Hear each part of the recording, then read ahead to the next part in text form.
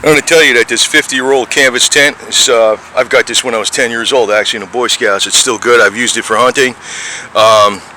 And I don't think they make stuff like this anymore. It's a canvas tent. Now, I'm going to tell you why I like this one better than all the other ones I got later, because I got some of the nylon ones. You could stand up in this thing. Comes out, you got this pole, which is 6 feet. And it's not the center, it's the front. I'll tell you, it's a great design, man. I don't know why the hell they don't make them anymore. So you just put this pole together.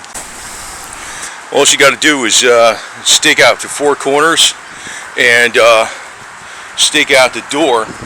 Make sure the door is closed, like that, right there. So it goes through the grommet. And what the beauty of this is, it's 6 foot height. This pole is up there, man. Way the hell up there. So most people can stand up in it a little bit, crouch down. And all you got to do is stick this up through the bottom, and I'll show you. It takes probably 10 minutes to put this thing up, and it's a good tent. I used it below zero and stuff. Well, you can see it's kind of like a modified teepee design. You see the back? The back, well, that gives you a lot more headroom in there by having that little thing where you pull out. Now, this thing is 50 years old, and it has a lot of uses out of it. I don't even have it stretched out all the way, but let me step back a little further.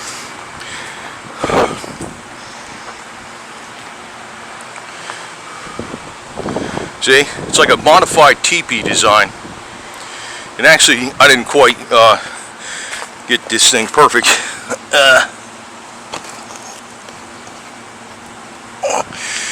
You can stretch it out a little more, but you got about, that pole is 6 feet high in there, and tell you the truth, man, it's like you could practically stand up in this thing, almost.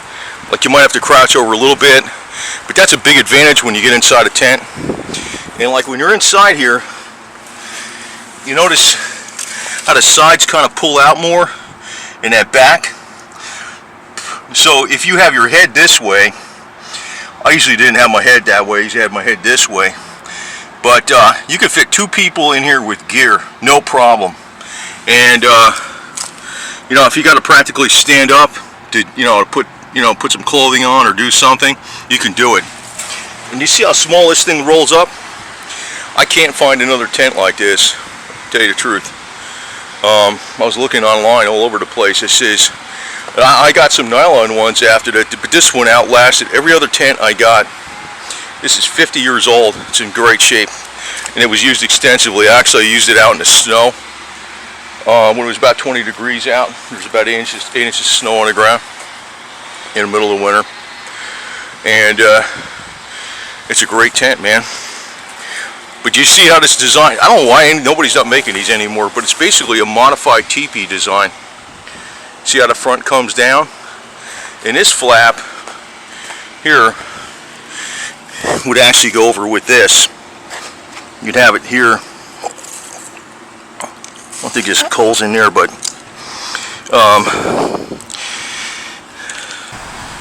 so for instance, if I want to have that front door jut out some more, I can have it jut out some more, and you got a lot of room in here, so you have basically a modified teepee design.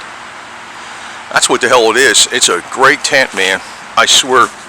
I've never seen any like they usually have like the traditional sides, and or they have these kinds with too many different poles you can lose, or too much bullshit hardware. Like in other words, if I lost that pole, I can make that with a stick. You know, if I really needed to. I mean, I can make that with a stick. And this thing, where this juts out in the back here like this is great. Actually, if you get a higher stake, or you have that up to a tree branch, you can bring this up higher like that, and it does give you a lot more room on the inside, just pulling that out a little more. And you got some great wind protection from basically really 4 sides, because even this is even the doors are a sloped side. This is not one of those where it's got like a peak and a flat door in the front. Yeah, it's got some really great weather protection. It doesn't zip up, it just snaps up, but I've never had any problem with water infiltration in this thing. I've used the hell out of this damn thing.